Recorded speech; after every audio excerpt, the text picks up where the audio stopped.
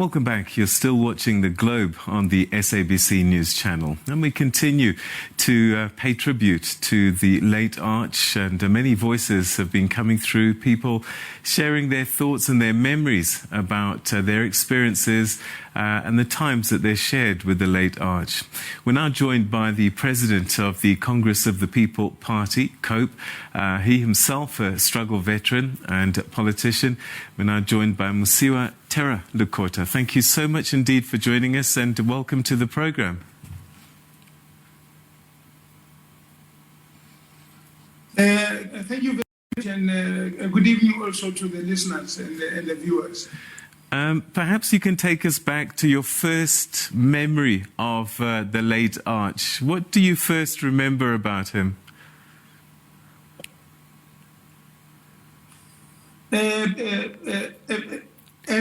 Peter, to tell you the truth, it was more around when I came back from Robben Island for the first time, which would have been the 1983. And at the time, we were moving on to set up the United Democratic Front. The apartheid regime was then introducing what it called the new order of things. And we had to organize to resist what we saw as a renewal of apartheid, but not its change. And that led to us mobilizing our communities to found the United Democratic Front, a movement that led to a number of community organizations to mobilize them to form the UDF. And when we did ultimately do so in August of 1983, we had at least 200 organizations which had committed to found the United Democratic Front. And that happened in Mitchell's Plain, Cape Town. And among the key figures who were motivating and leading us was the Archbishop himself, Dr. Alan Busak, and many other leaders of our communities. How important was his voice at that time?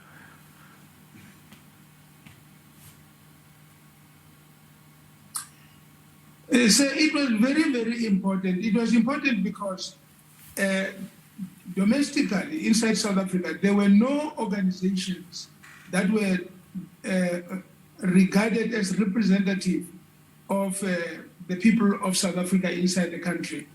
And therefore, the formation of the United Democratic Front meant that we had to found large numbers of organizations, civic formations, sports bodies, cultural bodies. We had to bring all of those organizations together under the umbrella of the United Democratic Front.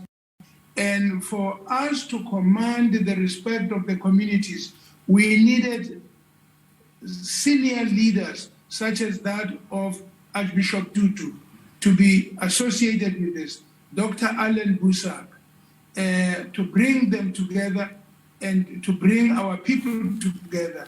And the bishop therefore played a very critical role, and he was leading in the role of the South African Council of Churches.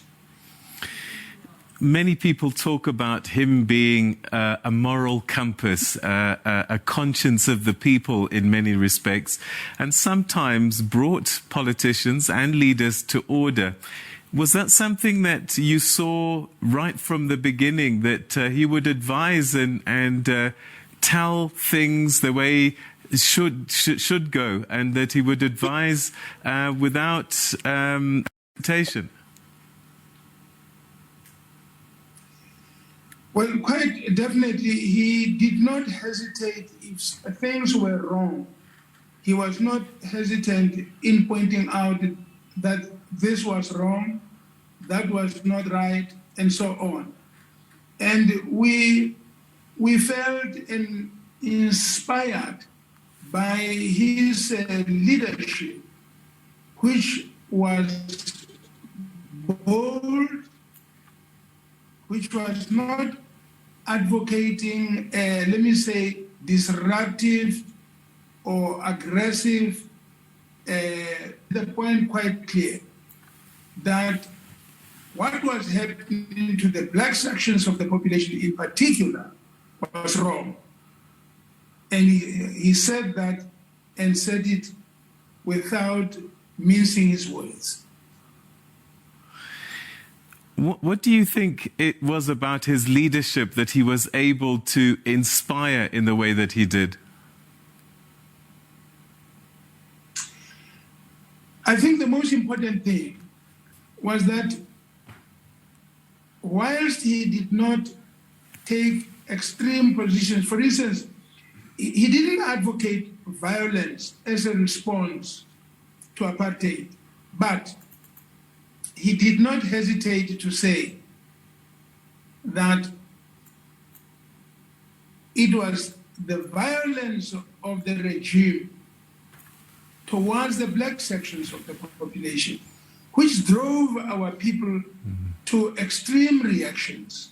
And when such reactions happened, he pointed out it was because of the provocation of the regime. And that was not advocating violence. It was explaining why it was no longer possible to call defenseless people, to call them to order, whilst the regime itself was responsible for provoking indefensible behavior on the part of the people. I think his life story, particularly during the struggle, very well documented. A lot of his speeches have been heard and reheard. What role do you think he played post-1994?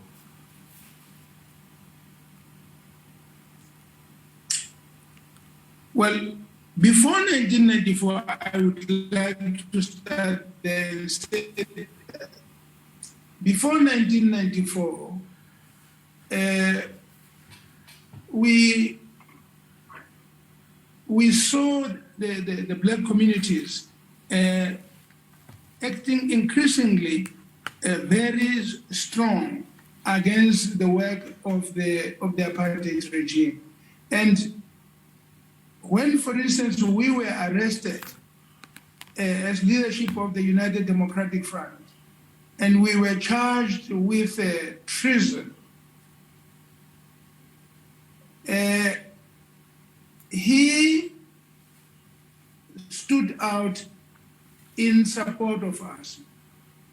We had had the difficulty of even having offices of the United Democratic Front in the country. And he was the Secretary General of the South African Council of Churches.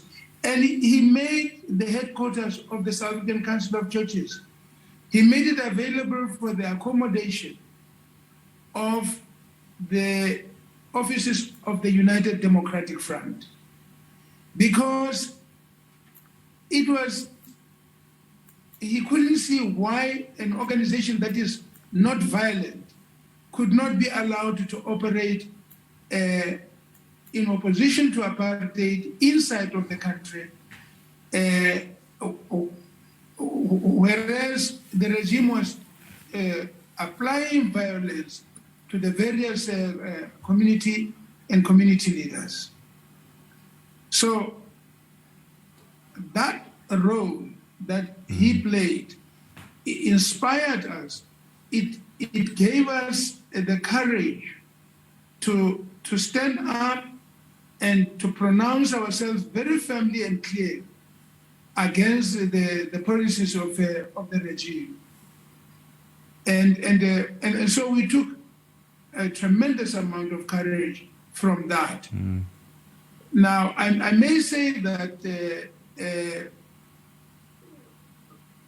even when we were on trial, it was difficult for us to get people to support our defense. But he himself and the churches generally, at home and outside the country, persisted in supporting the cause for the support of the United Democratic Front and the organizations that were opposing apartheid. And this we took this amount of courage to that. Our case took a long time, and one of the things that happened was that even when some of the accused wanted to get married, he did not hesitate to agree to come and preside on the marriage of some of these accused. And may I just say that I can recall very clearly that one of the younger people that were with us at that time was Mr. Lazarus Mure, who was arrested from the Val, and he wanted to get married, and the bishop and others came to preside over his marriage in court. And it was a very inspiring thing to the young people to see that he was even willing to before the regime and these young men and women to continue to live their lives in the normal way that otherwise, if there was no apartheid, there would not be problems for them getting married and carrying on their proper lives. Mr. Lekota, we're going to have to leave it there, but thank you so much indeed for joining us and sharing those memories and thoughts about the late Arch. Thank you so much. Thank you very, very much indeed for the opportunity for me to pay tribute to such a great South African. Thank you. Thank you. All right, that's the president of the Congress of the People Party, COPE, President Mosiuoa Lekota, speaking to us there about the contribution that the late Arch made in their political lives and the struggle against apartheid and the freedoms that South Africans can take for granted in this day and age.